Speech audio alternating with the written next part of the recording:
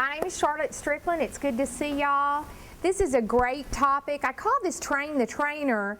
It's basically talking to supervisors and managers about coaching and working with your particular employees, whether that's student workers, whether that's full-time employees, whether you have one or whether you have 30, okay? So if you manage and supervise even one person, this is going to be beneficial. But it's like what tools can I use so that when I go back to my particular office or department, I can make sure that things are happening on a consistent basis when it comes to motivation, when it comes to employee accountability, and when it comes to customer service. Now, last summer I started providing the customer service seminars, and we talked about CARE, C-A-R-E, and I gave out purple bracelets that have that on there. I have some still left, so if you want some of those bracelets, you're welcome to take some at the end. Since then, I've also given out some at customer service too, some mirrors to put by your phone, just to stand up next to your phone. I have one prop next to mine so that when I answer my phone, you smile, because you can hear people's smile, okay? You can hear people through their tone. So I have some of these left. If you want to take some of these when you leave, you're welcome to take some of those as well. But I want to start by an exercise at your table. And what I would like you to do is just at your table, so you may want to join, scoot your chair over and join them. I'd like you to start at your table, going around and introducing everybody at your table to one another, your name and what department that you work in here on campus. But do you have a story of a good training experience or a bad training experience? And it doesn't have to be UCA related, it could be somewhere else that you worked. But when you were a new employee and literally walked into that position, did you have a positive experience, good training experience, or was it interesting? Okay, and you don't have to give the name of the company or the name of the person, and especially if it's on campus, I would rather you not. All right, let's be nice. But does anybody at your table have either a good or a negative story about being new and being trained when it comes to learning information? Okay? It kind of just brought me in and said, here's some kind of register. I started working in this company. I was working in one department. Let's start with the negative experiences that you heard at the table. I'm not going to ask you to repeat the experiences. What I'm going to ask you to, and just out loud as a group, what are some characteristics of the negative experience? What was it that made it negative? Lack of. So how many of y'all have been thrown overboard? And it's like, sink or swim, okay? Isn't that so sad? That is just so common. And we have no control over that when it's us. When we're on the receiving end, we do have control over that if we supervise or manage anybody. And that's where we have to start. This isn't all about us pointing to everybody else. This is about us asking ourselves, okay, I've got to assume responsibility for the people that are looking to me. So this is going to be kind of reflective today on what are you doing as a supervisor. Once again, whether that's for a student worker, GA, full-time employee, what are the things that you're doing to ensure that you're not doing that to someone? Because I think all of us have horror stories of that where we're just thrown into that, okay? So lack of training, what are some other characteristics of negative training? Negative on the job preparation. Poor supervision. Do what? Poor supervision. Poor supervision. You don't receive the person, or let's define that. How would you define poor supervision? Unclear instructions. Unclear instructions and unclear expectations. Somebody that's too busy. And then no feedback. Lack of feedback. You don't really know how you're doing, and you just assume it's okay because you haven't been yelled at. All right, what else? Lack of communication or non-communication at all. Lack of communication or none at all. Any of y'all experienced that? Okay. What else? I heard one over here that I just thought was excellent. It's withholding of information. Your example about how they wouldn't give you the manual or they wouldn't give you the menu, and they purposely kept back information. Why do they purposely withhold information? Power. Some people are intimidated, and the less you know, I can kind of control you. So sometimes managers, supervisors purposely withhold information, and it's for that power. And we all know there's environments that have that going on, okay? All right, give me characteristics of good training experiences, good experiences when it came to being prepared for your job. Okay, expectations are very clear. They're communicated, they're written, they're verbalized. So here's what I expect of you. What else? Also, if you're doing something that you know you shouldn't be doing, Uh-huh. that supervisor should talk with you Okay. concerning that situation before evaluation and try to blame you for it. All right. So it's consistent feedback. It's not feedback that's once a year. Right. Okay, so consistent, and it's honesty, pulling that person and being honest and open with this is what's going on and addressing the tough issues. And part of being a supervisor or manager is you have to address things at times that are uncomfortable or frustrating, but a good supervisor confronts people. They don't allow things to, blow up. In a constructive way, thank you. You're exactly right. Exactly right. What else is good characteristics? Laura? Manual, but an easy to follow manual. Okay. Are you saying that from experience? So, have you read something that's kind of overwhelming or? Okay. And it's got to be, you've got to understand what you're reading. Okay. So written materials, but materials that can be understood. And current. And current. Ooh, very good. Very good. And here's the thing too, I think this is the challenge for all of us, is that we have our training materials together and we train a person, and then 2 years later that person leaves, and then we got to train somebody else, and then another person, and they're all coming in at different times of the year. And so we kind of forget who's trained, who hadn't been trained, and so then we just say forget it, because it's that timeline, and especially working on a college campus, because we do hope our students, our GAs, and move on. We would hope so. If not, that's a bigger issue, So it's that consistent training. We can't assume because we've done it one time, we're through. Okay? And so that takes discipline on our part to, on our calendar, be intentional with, I've got to update this person, I've got to sit down with this person, and working with a variety of people. So the current information is huge. What else? Providing good contacts for resources. Identifying resources to your people. Yeah. This is who you need to talk to about this. This is where you need to go. These are some phone numbers. These are some websites. Resources, that's huge. That's huge. That's like giving people a good pair of running shoes so they can run the race, Great.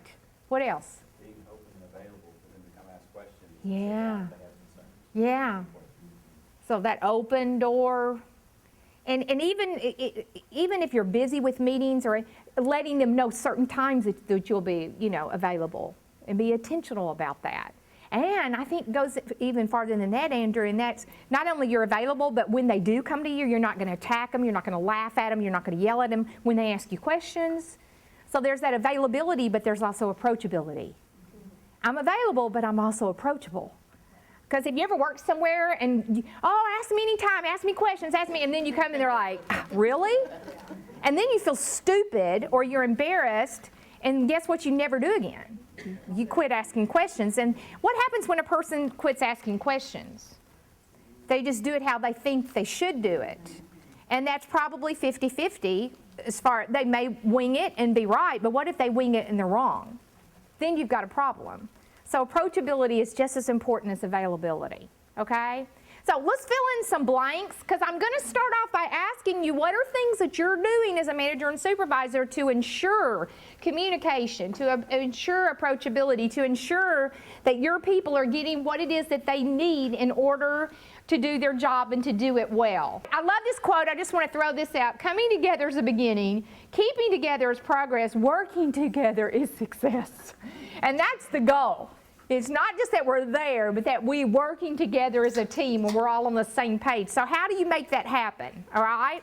Let's look at the first one. Is any model that you expect of other people, any behavior you expect of other people, you model.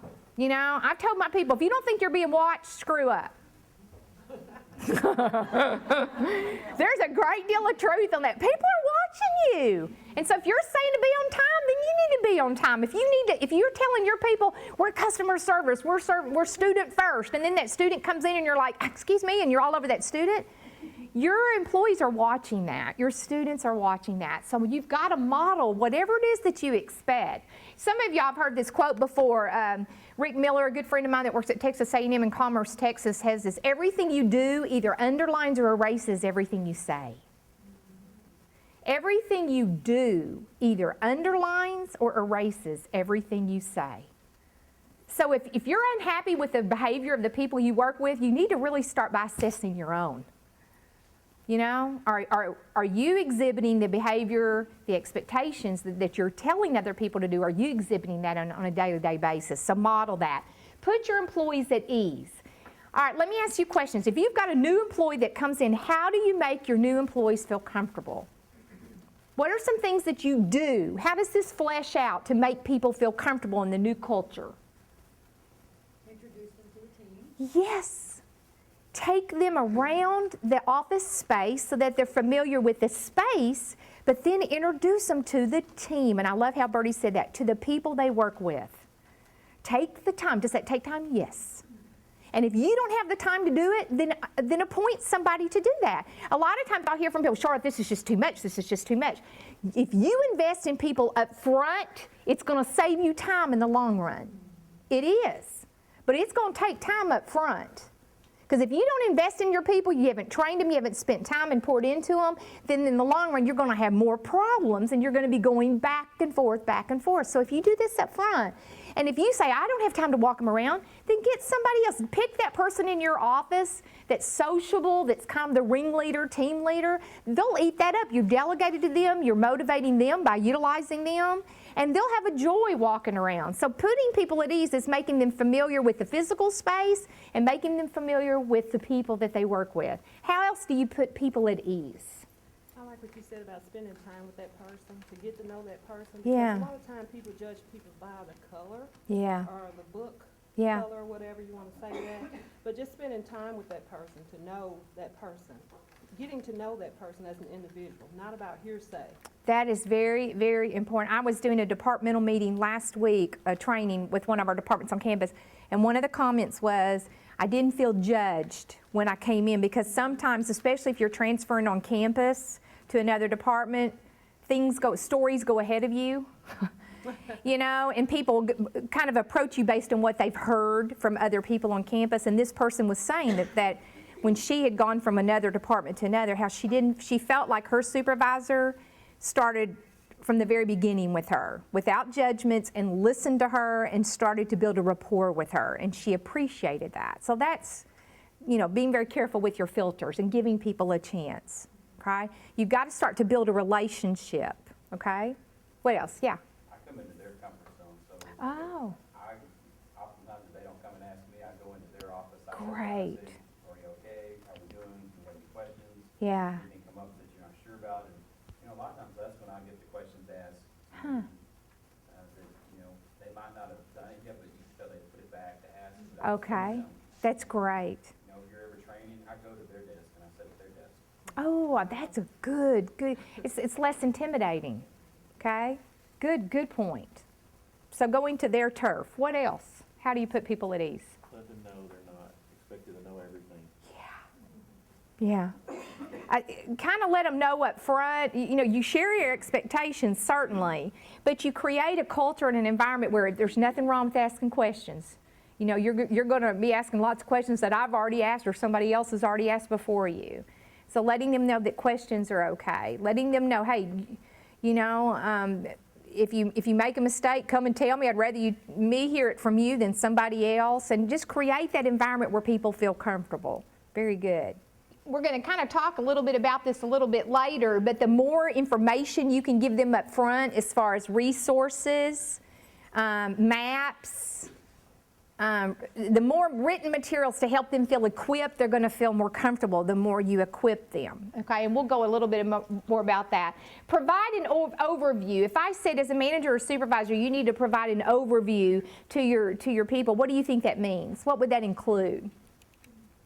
Any thoughts? Job description, expectations. This is kind of the big picture of what our office and our department looks like. Y'all have heard me talk about vision and being a box, how my son loves puzzles, and the first thing I would ask for him when my son would want to do a puzzle is other than the corner pieces, was the box. I want to see what the box looks like. And what happens is a lot of times we come to work and we go to that kitchen table and there's these puzzle pieces all over, and for 6 to 8 hours we stare at the puzzle pieces. And by the end of the day, we're through with work, and we've done our part of the puzzle. Well, a manager and supervisor's job is to direct their people to the puzzle, but to periodically pull their chin up and go, see that? That's what we're about. And we point our people to the box. Because otherwise, every day we come to work and all we do is the puzzle. And sometimes you just want to scream, do you not? Yeah.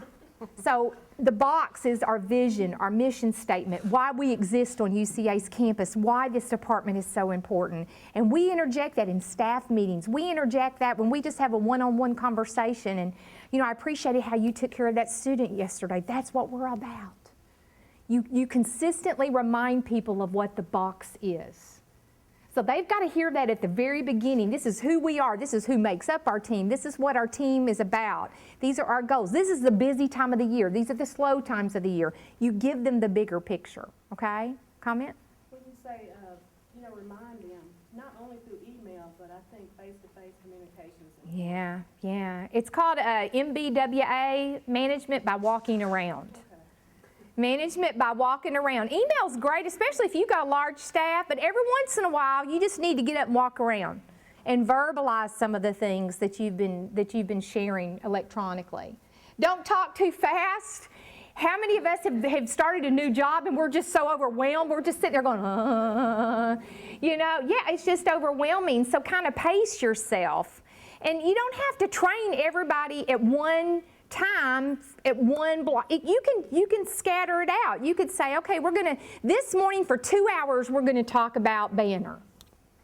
Then the rest of the day, I'll let you kind of do, this responsibility. And then tomorrow, for 2 hours, we're going to talk about. So you can kind of spread it out so that it's not so overwhelming. Or like Laura said, give people a manual and say, okay, tomorrow we're going to discuss pages 5 through 15. And then Thursday, we'll discuss pages 15 through 25 so that you give people nuggets of information versus a mountain of information. Because what's going to happen is if you give people a mountain of information, they're going to nod and say, yeah. They're not going to stop you and say, I don't get that, because they're not going to do that.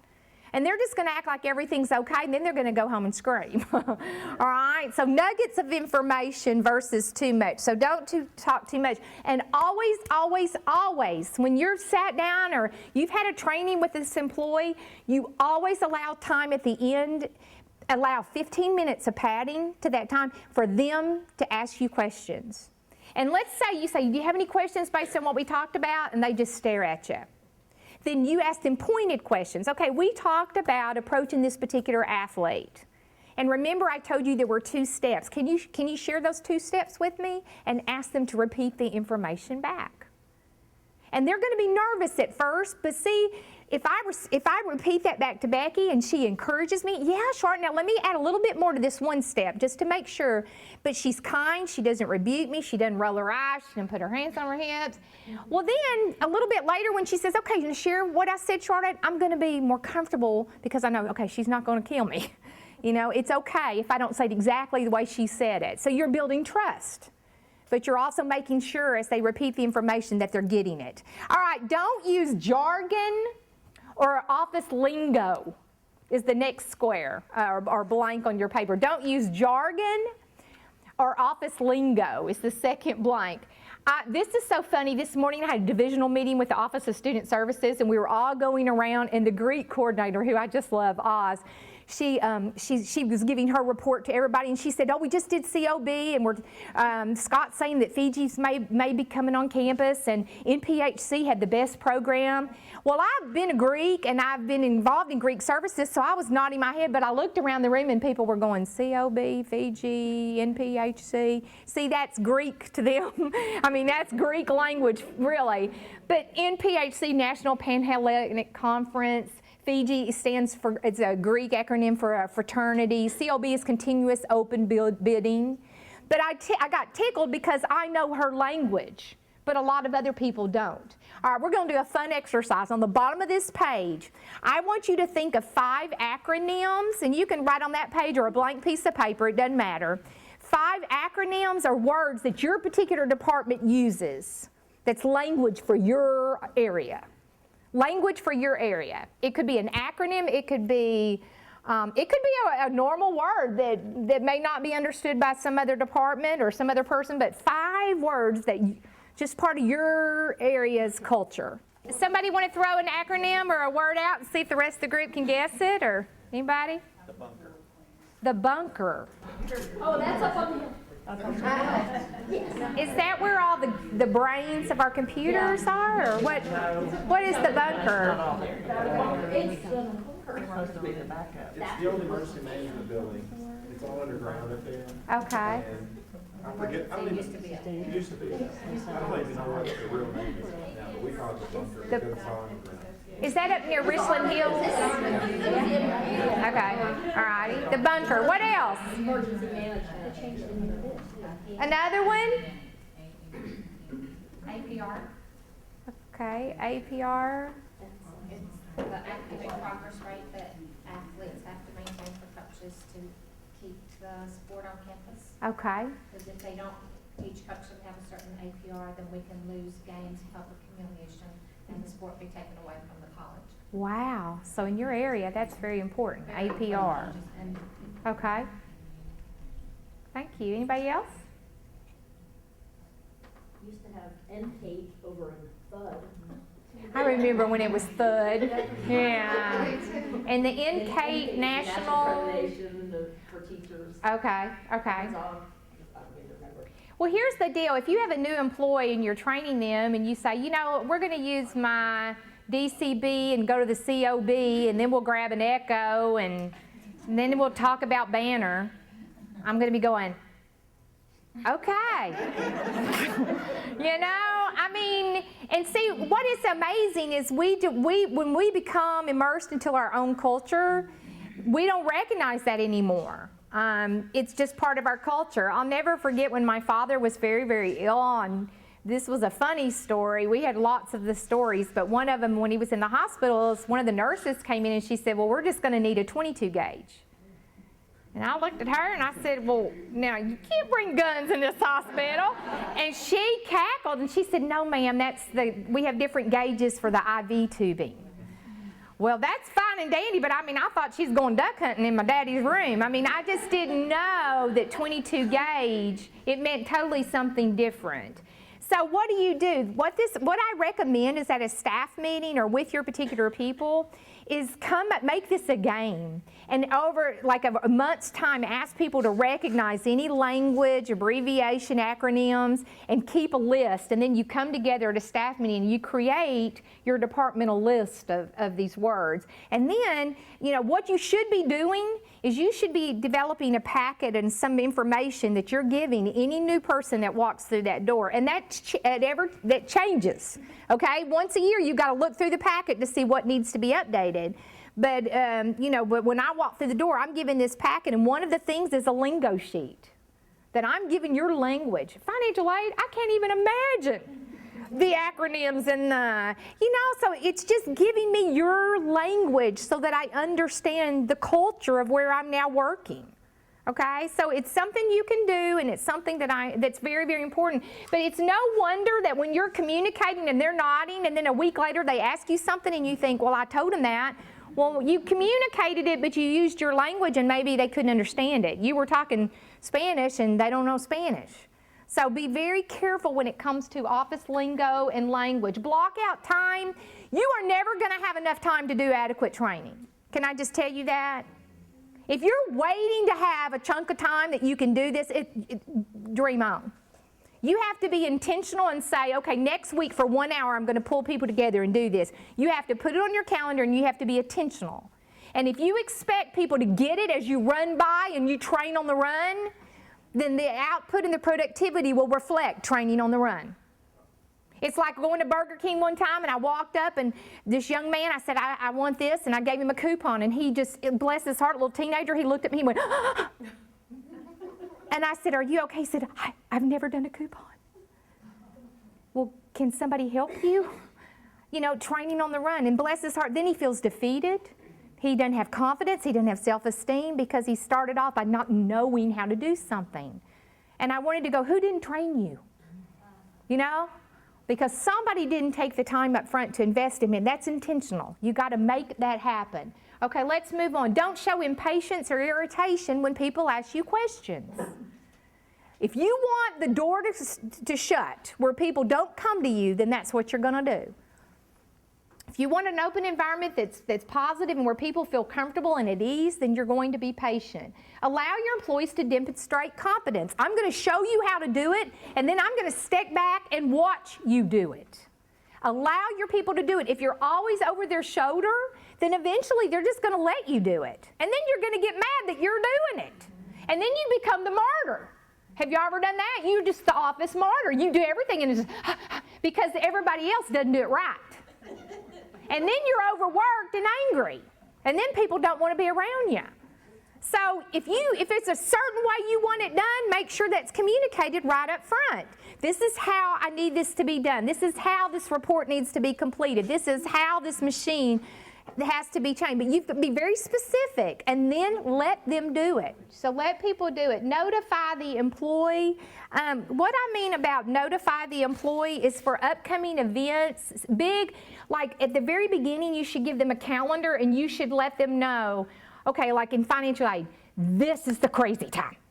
And block it out, or in athletics or at the library. You need to tell them the web and flow, or it may be the time of the day. This is when we tend to have the most students, or this is when I'm going to need you the most. But what you're doing on notifying is that you're kind of giving them the ebb and flow of that office environment. This is the ebb and flow. This is when it's crazy. This is when we can catch our breath. This is when people get volatile. This is when, and you're kind of notifying them of not only stress and the calendar, but also what's important. If you get a phone call from this person, respond immediately. If you've been there, you know about people, you know about resources. So notifying them is to kind of sit down, and here's how you do that. Sit down and ask yourself, what do I wish I would have known? And make you a list. And that's where you start. These are just some things I think would be helpful for you to know going into your job, notifying. Schedule follow-up. This is something else we don't do. See, we get them trained, we let them go, and then we're just so thankful that they're here. And then about 5 months later, we realize it's the end of the semester. Are you okay?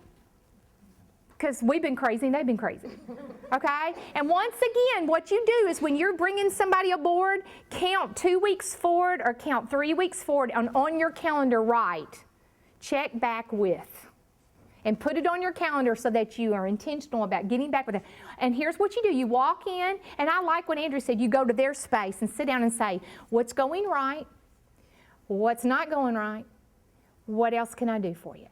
3 questions. What's going well? What's going not well? What do you need from me? 3 questions. Schedule a follow-up, and then invest in your people. We don't have the luxury around here to give people raises, do we? Okay, we don't have the luxury around here of giving people new things, new furniture, we don't have a lot of tangibles to give our people. But we do have things like trainings. On-campus training, local trainings. I'm going to send you to the Chick-fil-A, training for the day. Try to look for ways that you can invest in your people, okay?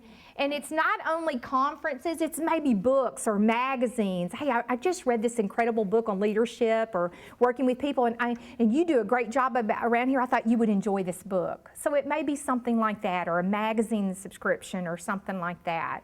But let them know skill development is huge, and especially with this young generation, it's all about what am I gaining, what skills am I gaining from working with you and around you. So anything you can do in development, skill building, will be huge as far as an investment. Okay, now what I want you to do is look on the bottom of this, and we'll come to that in just a minute. Look on the bottom of that handout. It says professional training tools. These are things that should be in a packet whenever you have an employee. You should have a mission statement. You should have a job description, a written job description of what you want that person to do, an organizational chart of your department. Who's where? Okay? You should have that. The lingo sheet. I already told y'all. Come up with that. Create your own language sheet. Expectations is huge. When do we usually hear people's expectations? when there's a problem, when it's blown up, and now I know what was important to you, well, you should know that up front. Whenever I have a new employee in my office, and I have a very small staff, there's just 3 of us, but I do a leadership assessment where I make them fill out a personality. It's called CARE, C-A-R-E. We've done it as a group before because I want to kind of know that person's personality, and then I share with them what I am. So we have a personality assessment. Then I make them do values clarification. And if y'all want this, just email me. I'll send it to you, where they have to circle their top 10 things that they value when it comes to work. And I ask them for their top 3, and I share my top 3. Because what we value, we display in our behaviors. For example, I will tell anybody that comes to my office, I value accuracy. If you call me and want to know where a seminar is, if you want something, it's extremely important that I give you accurate information. Why? Because so many people have gone to the wrong place or have had the wrong time and they're ticked. So it's one of my values is accuracy in whatever's presented. So therefore, if I bring someone on staff and they're not detail-oriented and they're like, well, I'm not sure, I think it's just over in Student Center, that's going to be a problem. Because what I value, that person may not value. And that's okay. We don't have to adopt each other's values, but if you're working with me, I want you to respect my values. That's important to me, so please incorporate that into your job. But here's what I do, is I share with them my values, then I ask them, what are your values? My student Kyle, when he came on this year, one of his values is feedback. Well, I'm not real good with that, because I get busy and I forget that he's there, and he's not even in my office. So guess what I do? I write on my calendar, Kyle, periodically. Why? To purposely go to his office, sit down, how's it going? You're doing a good job, you did great, and I purposely make sure that that occurs. Why? Because if he values feedback and he never sees or hears from me, he's not going to be motivated. So I do a values clarification, and then I do all of these things that are listed. Now, sometimes I see managers and supervisors, and they're like, oh, are you kidding me? I don't have time for all this. Do one a semester.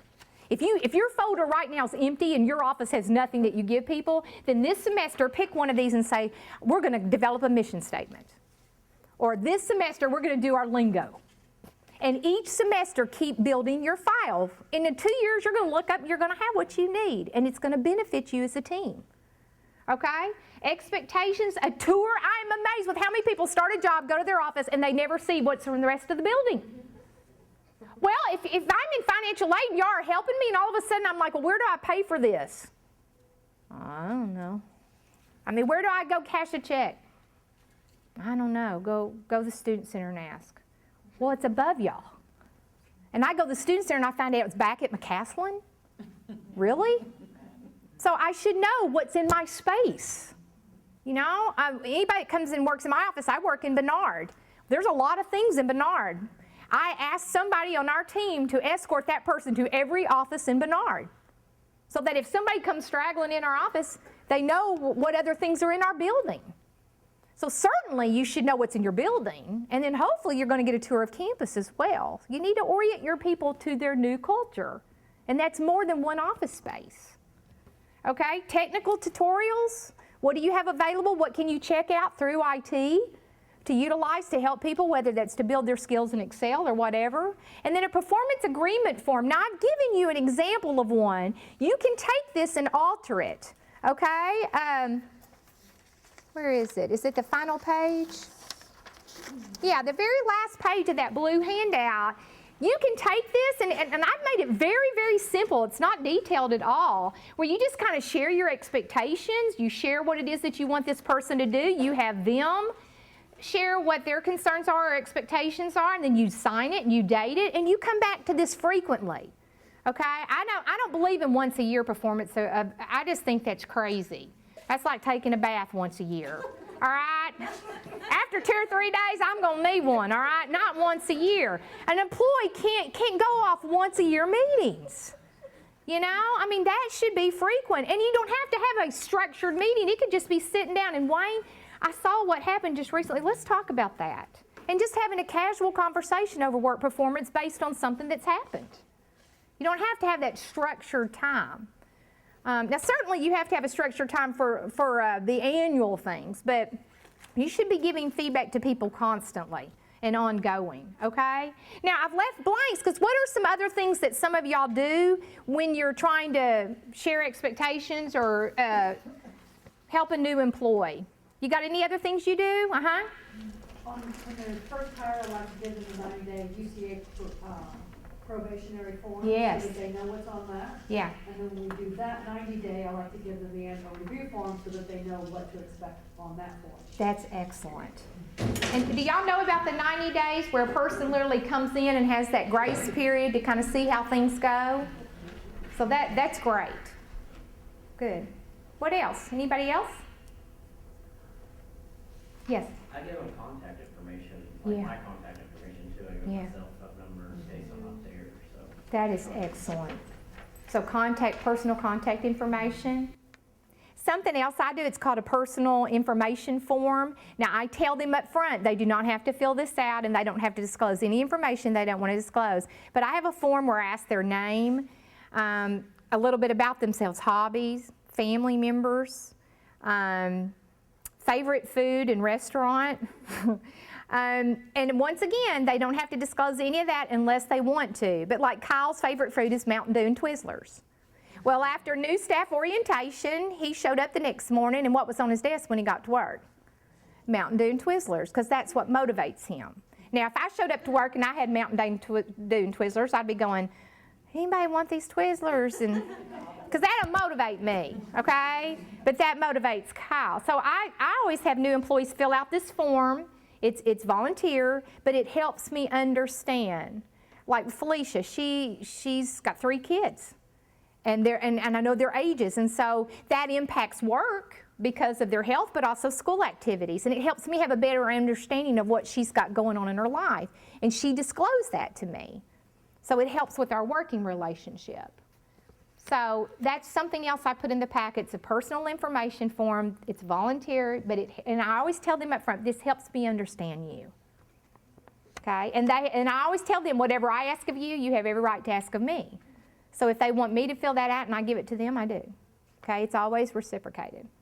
Anything else? I've heard of scavenger hunts where people create a form of different places. If your office works with certain people on campus, then you have this on the scavenger hunt where they have to go and visit different offices on campus and meet certain people. Okay, so you make it kind of fun where you give them 2 hours to just be out of the office to go and introduce themselves to key people that they're going to be communicating with. So that's an idea that I'd heard that I thought was good. Quizzes or games where after a few weeks you create some kind of a quiz asking questions about your particular office or department, and they answer those questions, and then you sit down and kind of go through their answers, and it kind of helps you see the knowledge that they've gained. Scavenger hunt, the personal information form, the values clarification. Here's another one that was brought up, a work flow chart. You know, there's the organizational chart, and then there's, well, these are the people that you go through in order. So a workflow chart is, okay, in doing your job, here are the different people, and then identifying their phone numbers and emails. Think of how much that helps people when they're new and they're not sure who to call. So a workflow chart, a skills checkoff list, where in your department, you'll get your team together and you'll decide what skills are necessary in order to do this job. And y'all create the list, and as that new person comes along, you kind of check off, okay, you got this, we'll need to look at this. So kind of a check-off list of whether that's skills or competencies that they need to do. An employee handbook, and like Laura said earlier, make sure it's understandable, that you understand what you're doing. And then a website for resources. Here's a website that you can go to that offers resources, written policies. So I guess my question is, right now, and this is our challenge, and then I'm gonna keep moving. I want you to circle, beginning with number 1 on the previous page, which was the mission statement. Which one of those are you gonna work on this semester for your area?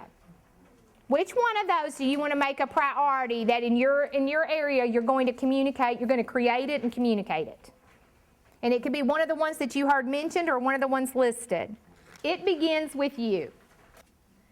2 things that you're trying to do with your staff, and we've gone from brand new staff to just ongoing staff. You've got your group of people, some of them have been here 10 to 12 years, some of them are brand new. But what are 2 things you're trying to incorporate in your work culture? Trust and empowerment. If you want them to stay, you've got to build trust, which means relationship building, where they feel like they're in an environment that they're at ease, but they're also safe.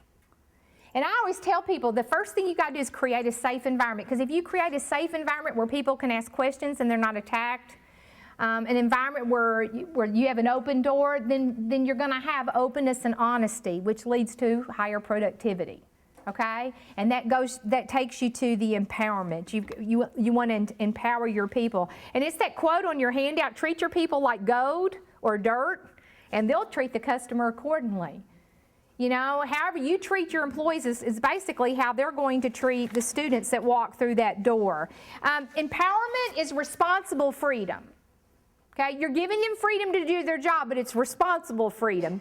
And hopefully to this point you've equipped them to do things that are accurate, all right, to do things that are correct. But it's that give people, you know, an opportunity to show what they know and to act on behalf of your department. So now we're going to talk about specifically when it comes to customer service. How do you get your people to be more service oriented, okay?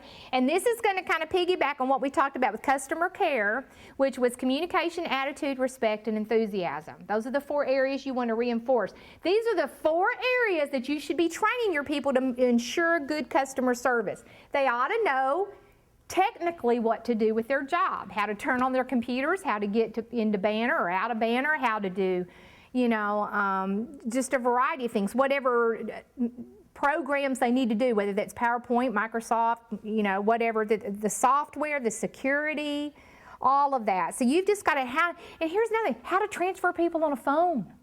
I'm not talking just computer, I'm just talking simple stuff, so that, because let me tell you, you're interfacing with the public, that phone is a huge connector.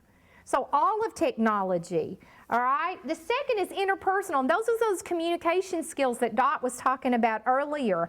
Eye contact, listening to the tone that you have when you respond to somebody. You may be saying the right thing, but your tone, you know, the way you say it. Have y'all heard that exercise where somebody comes up and says, you know, did you steal my purse? And y'all listen to this. I didn't steal your purse. I didn't steal your purse. I didn't steal your purse. I didn't steal your purse. Do you see that? Based on where I put the emphasis on the word, it had totally different meanings. So it's not what you say, it's how you say it. And I'm speaking to the choir because this is my problem. My tone, my husband is constantly going, Charlotte, and I have to work on my tone, all right? So how we say things to people, interpersonal skills, and this is where you send people to workshops or you sit down with your employees and say, you know, I've noticed this and I want you to be better at your job, so I'm just going to kind of bring this to your attention. I want to talk about this. It's very important that when our students come in or your colleagues come in, you give them eye contact. That matters to people. So educating people on what's important when it comes to interpersonal skills, okay? Product and service knowledge, that's what you do. That's the services you're selling. And if you've given them mission statements, manual, all of those things, they'll have this, okay? That's just part of it, those acronyms and everything else. And then customer knowledge. Maybe, how many of y'all have repeat customers that when you see them walk in, okay. You know, so it may be pulling that colleague aside and saying, this is how I've learned to handle her. Without being rude, but giving them a heads up. There is nothing wrong with that because we all have those customers, and maybe it's not the student, maybe it's the parent. You know, maybe, but giving each other the heads up, and that's what customer knowledge is. It's passing forward that information in a confidential way to equip that employee to handle that. So how do you coach good customer service? Let's fill these in. These are some things that you can do to coach good customer service to your employees. You're coaching them so that they do it. Correctly match the person to the role. If you've got a person that's very technical, that's really not people-oriented, don't put them at your front counter and then complain because they're not very social. Look at the personalities of your people and try to match those people to the role. Okay? And it may mean you kind of move some people around. Talk vision, what's that? That's the box. Remind people what your box looks like. We want to be known as an office that's student-oriented, or we want to be known for our service, or we want to be known for. Whatever you fill in the blank with, make sure your people hear that all the time. okay? Share the why. If your staff says, well, why do we have to do it and why can't we? Explain. Many times their aggravation is not in what it is that you're doing, but why you have to do it that way. And sometimes that's beyond our control, is it not? Whether it's federal policy, whether it's just institutional policy. But many times if we'll just take the time and out of respect and explain to our employees why we have to do it, once I have an understanding, I'm good. Just explain it to me. Okay? Clearly identify their task. This is your job description. I had a good friend recently. She said, Charlotte, I know you're in contact with a lot of students from UCA, and I'm really wanting a young, female for my company to do this particular thing, and, give me some names. And so I told her I would, but later I emailed her and I said, can you email me a job description? And she emailed me. She said, well, I don't have one yet. I'm like, well, it's kind of hard to tell people about a position or a company if I don't know what to tell them they're going to do. You got to have that. You got to be able to back up what it is that you want from people. So identify, assist them with prioritizing. This is huge. And the reason I say that is because I've had a problem with this, where I've had people on my team, and what I assume to be the most important thing, I find out later they think it's like 6 or 7 on the list. And then all of a sudden we have a problem, because that's number 1. But see, I assumed they knew that. And then all of a sudden we got a problem, because I find out they're number 6, is my number 1. So when you have a conversation with your employees, you need to let them know what's most important. You're giving them a list of everything. You need to help them prioritize, especially if they're new. But even after they've been there a while, they may not know. So you kind of need to let them know what all of those things, what order those need to go in. Okay, so that there's not a misunderstanding. The 3 C's. The 3 C's when you're working with employees is focus on their competence. And if you built their skills, they're going to feel good about themselves. Confidence and commitment. How committed are they to your office, to your department, and to what it is that you're doing? So the 3 C's are very important. And let me tell you something. If somebody feels confident about what it is they're doing because you've trained them and they're competent, that's going to lead to satisfaction. And if I'm satisfied, I have a great deal of self-esteem. If I have self-esteem and satisfaction, guess what? I stay. Self-esteem and satisfaction leads to an employee staying. And how long does it take to retrain somebody when you lose somebody? You start all over. Retention is huge. We talk about retention with our students. Man, we need to work on retention with our employees. Self-esteem, satisfaction, they're going to stay. All right? Remove barriers. You already addressed this. This is letting them know about problem issues on campus, certain people that may be challenging, certain policies that may. So let them know up ahead of time what those barriers are. Rewards and recognition. We'll come back to that. Ongoing feedback, I've talked that, and then live the mission. You be the role model. Now, let me ask you something. How do you reward and recognize your people? How do y'all do that? Praise, verbal praise. Very, very important. One-on-one, verbal praise with the crowd. Y'all should have seen what Lisa did the other day. Yeah, yoo-hoo. So in front of their peers, in front of people that are higher up on campus. So verbal recognition. What else? Food. Always food. Yeah, Starbucks card, an Einstein bagel. What else? Delegating. Delegating is a form of rewarding people. And you think, giving them work? Well, when you delegate to someone, you're communicating, I entrust you to do this. And it's how you present it. Hey, we've got this great opportunity, and I think you're capable of pulling this off. So I'd like to talk to you about assuming this responsibility or you taking this task. That's a way that you reward and recognize people for their good work. Okay? So looking for tangible things like the Twizzlers and the Mountain Dew and the Starbucks, but also those intangibles where you're emailing, you're communicating, you're giving them a pat on the back, and you're letting people know that they're appreciated. But this is huge. You've got to, and this is once again, not once a year, this is ongoing where you let people know what's important. All right, now there's 3 things that I've provided today to kind of help you gauge people's performance. You can kind of take this and work it however you want to work it, whether this is with student GA or a full-time. Then there is the checklist for evaluating care. That's, I believe, is that the yellow one? Yeah. Now, this was specifically asked for last summer when we did customer service, because managers were going, well, Charlotte, this is fine and dandy talking about care, but how do I come back to my employees and see if they're doing this? That's why I developed this. It's on communication, attitude, respect, and enthusiasm, so that if I sit down and let's say I sit down with my one of my students and I'm like, okay, let's talk about being a good communicator and doing that in a positive way. And I'll kind of go down the list and let that person know where they rank. Or here's something you need to work on when it comes to communication. And then I break it down. Attitude. You know, it's overwhelming to call somebody in and just say, I want to talk to you today. I'm using my I statements. I want to talk to you because I'm kind of concerned about your attitude. Well, what does that mean? Attitude covers so many different things. So this breaks it down. You know, I don't see you smiling. Or you're consistently reflecting, a negative demeanor. I just hear negative comments. So this breaks it down to where you can be more specific with what they need to work on when it comes to attitude.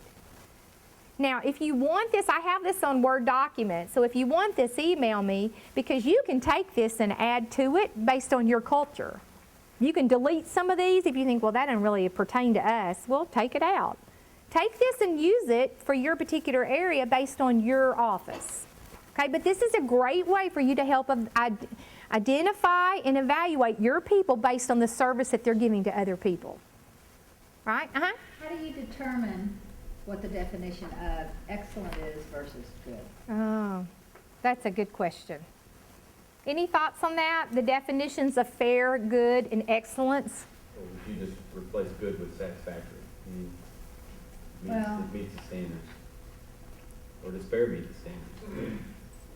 I had one person that when they didn't like those words, so they put it in numerical value. They took the document and they put it from 1 to 10, and then she as a manager kind of defined, if you're below a 5, that's not good. So she changed it because she didn't like those words. And I don't necessarily have a problem with those words that are on there. Mm-hmm. I'm just wondering, kind of from feedback from the people in here. Yeah. I mean, is an exceed something up and above your job description, or is it just doing your job? Your job.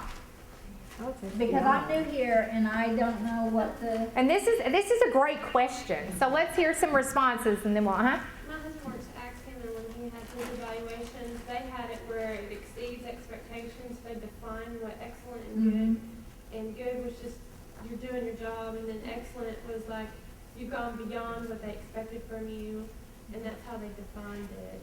And that's what I'm used to where I came from, but from looking back at past performance reviews of the people that are in my department. right. It's not. Things were just given away all the time. So, Well, what about UCA's performance? Does it have numerical value? I haven't looked at it.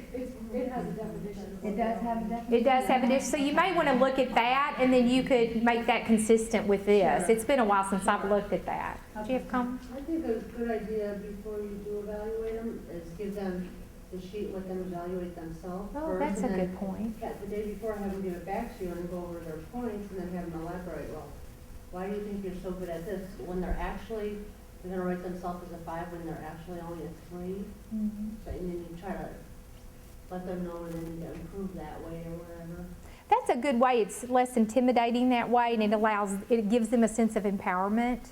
You just got to make sure that you follow through with your concerns and that it doesn't become an ego trip for them. And I'm not saying that it does, but sometimes because a manager doesn't want to confront someone, they'll just kind of let that employee think certain things or talk, and then you don't really accomplish the purpose of it. But I like your idea of letting them start and then building a conversation on that. I noticed that you gave yourself this, in the times that I've been around you and here's something I think you can work on with that. But I like how you say start it with it. Something to go along with that is if you're going to do that, and then you might want to give that to them when they start and say, this is something, we're going to go over, these are things we're just looking for. Oh, and because that way they know, and then they recognize what's important. See, exactly. I would put this in their packet when they start and just say, these are some of the things that I'm going to be looking for and that I'll be evaluating you on when it comes to customer service. You're exactly right. This is like expectations. And then you sit down and say, how did you rate yourself in certain areas? Here's how you gave yourself this score. This is how I see it. Well, it gives them something to work for. Exactly. Exactly. Because especially student workers, they don't think this way. Mm-hmm. You know, they think, we're going to get into the phone, I'll go to this and this, but they're not seeing a big picture, and it helps them further, in life. I mean, when you go out and get a real job. Well, and this is to, once again, to reinforce what was discussed in care customer service, because everything listed here was discussed in customer service care, okay? All right, and finally, the employee checklist, and I'm looking here on this Train the Trainer where we just filled out the blanks.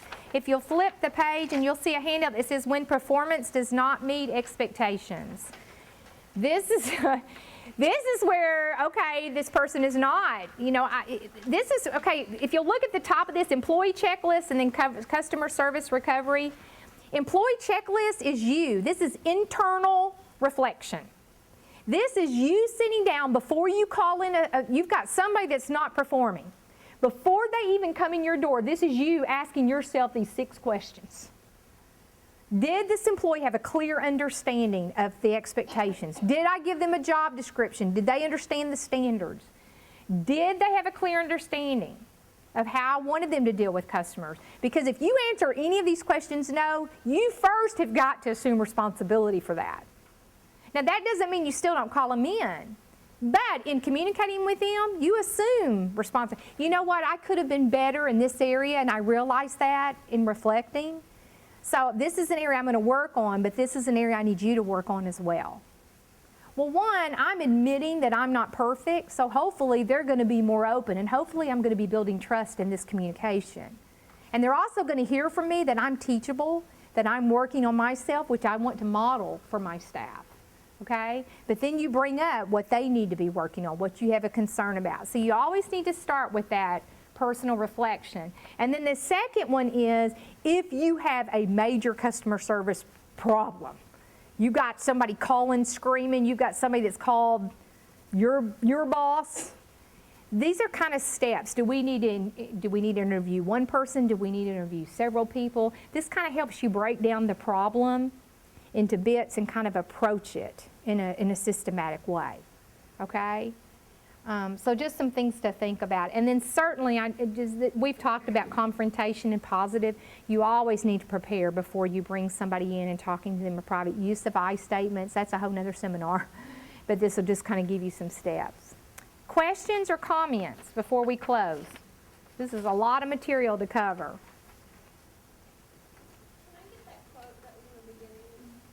Everything you do either underlines or erases everything you say. Is that the one or the very one? Okay, I'll go back to it. Let me just tell you something else too, and that is, I love this. Do everything in your power to help your employees be as successful as possible. You succeed only when they succeed. And this is another quote that I really like by Malcolm Bain, because this is a lot of information, okay? It can be overwhelming, but just do it by bites. Just say, like today, if you don't have a mission statement, start there. Or start with your lingo sheet, but just start with bites, and you'll be surprised how it'll start to accumulate. But listen to this, if you wait until you can do everything for everybody instead of something for somebody, you'll end up not doing anything for anybody. And sometimes I read so much or I hear so much, I'm overwhelmed. I was like, I don't know where to start. Well, just start. Just pick one thing from today's material and say, I'm going to work on this. One thing. You're going to be that much farther ahead 6 months from now. Okay? So do that. And I will tell you, I've met with Graham Gillis, the VP of Human Resources, about an ongoing manager-supervisor training. I've given him models from other institutions, and I've done this now for 2 years, and it's kind of like, well, that's a good idea, and then it disappears in the Bermuda Triangle file. And so I'm hearing that they're really going to move on this, that we are going to have some kind of ongoing training for our leadership on this campus, which we need. So I'll keep you posted on that, but just know that I think it's starting to look promising, okay? Thank y'all for being here.